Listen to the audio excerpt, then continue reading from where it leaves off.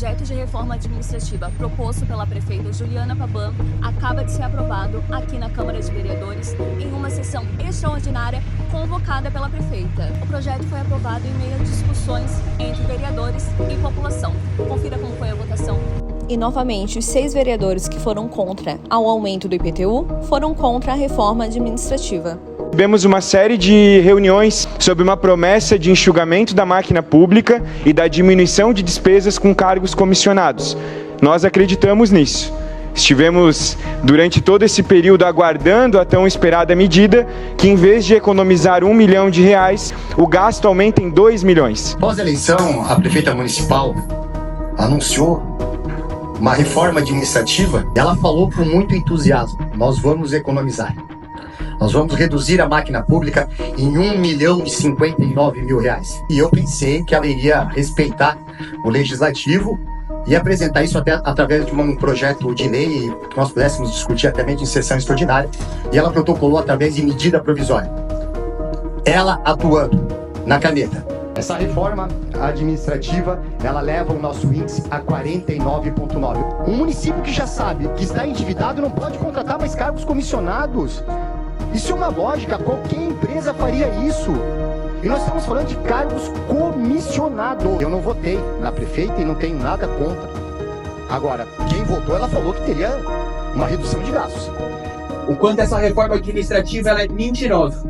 A prefeita ela quer enganar a população de Balneário Camboriú. Eu vou dar um exemplo para vocês, para a população que está aqui, que está nos acompanhando.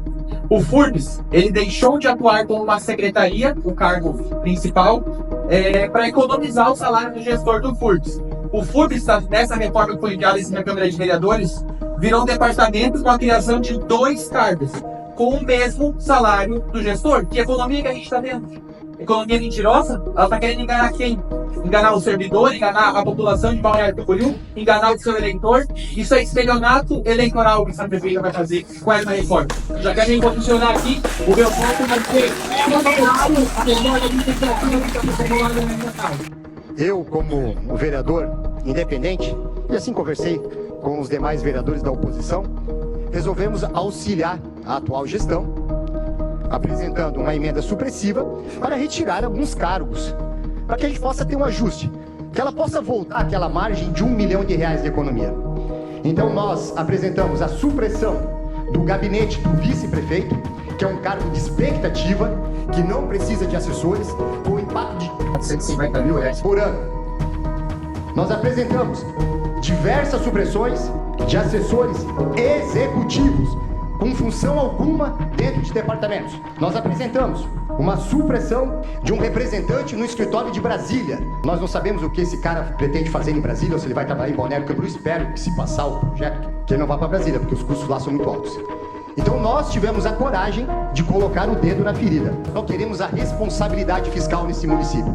Se não sabiam como se encontravam as contas do município, não colocavam o seu nome à disposição.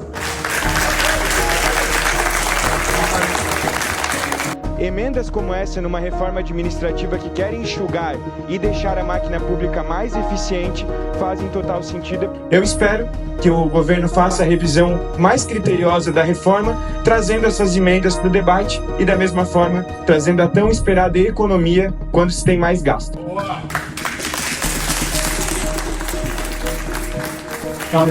10 vereadores votaram a favor da reforma administrativa.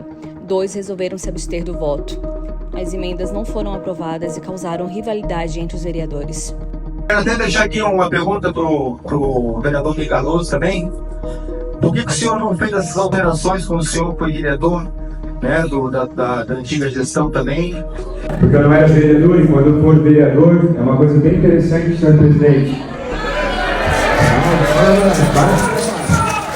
Quando a gente é vereador, uma coisa que eu tenho que aprender, inclusive que os senhores têm muito mais experiência do que eu, a gente tem o dever de fiscalizar e se posicionar com o ônus e o bônus de fazer parte do grupo. Eu não era vereador, eu não quero aplauso, não quero nada disso. Agora nós, como vereador, inclusive vereador técnico, a gente tem se posicionado não é para prejudicar a prefeita nem o partido dela, é para trazer transparência para o projeto da reforma, entre outros. A gente só quer informação. Então, o senhor tem uma dúvida, se eu, enquanto diretor da prefeitura, eu não votei contra em nada, primeiro que eu não era vereador, inclusive eu fiz mais votos que muitos vereadores que estão falando, para ser vereador. Então, a falta de respeito obrigado. Prefeita Juliana, né, ela está ajustando muitas coisas que foram deixadas ali atrás e foi deixado uma herança, como vocês todos já sabem aqui. Já vou deixar aqui o encaminhamento no voto contrário a todas as emendas. Vereador Teco, e a gente tem que começar a debater a cidade a partir de 2025. A legislatura é nova, a prefeita é nova, então a gente tem que ter respeito ao executivo e respeito ao parlamento. Acho que tentar aprovar uma medida provisória criticando o ex-prefeito ou o ex-governo é no mínimo temerário. O senhor fez parte do governo. O senhor tinha indicações na pasta de indicação do governo. O senhor, inclusive, foi o superintendente ou foi seu coordenador da fundação. Certo? Então vamos falar de futuro, vamos falar de cidade, sem atacar o ex-prefeito, porque daqui a pouco vão estar atacando a Juliana. Ficaram até o 45 do segundo tempo dentro do governo, agora não presta mais. Agora não presta mais. Vamos fazer um debate bem profissional, sem ataque ao ex-prefeito, sem ataque à Juliana, falando de cidade. Porque inúmeras pessoas que estão aqui estavam no governo anterior. O respeito que eu tenho pelo senhor e pelo parlamento, tá? Fica só a minha sugestão. Obrigado. Nós fizemos sim, né, parte lá atrás do governo Fabrício. Não me arrependo em nenhum momento, né, mas agora o vereador vinha aqui acusar, né, que a folha está estourada, que o governo hoje administrativo ele está no vermelho, que não sabe ter uma gestão. É muito imprudente, né, vir falar uma situação dessa. Legislatura nova, prefeita nova, executivo, secretários muito novos, sem experiência. Eu não estou acusando. Senhor.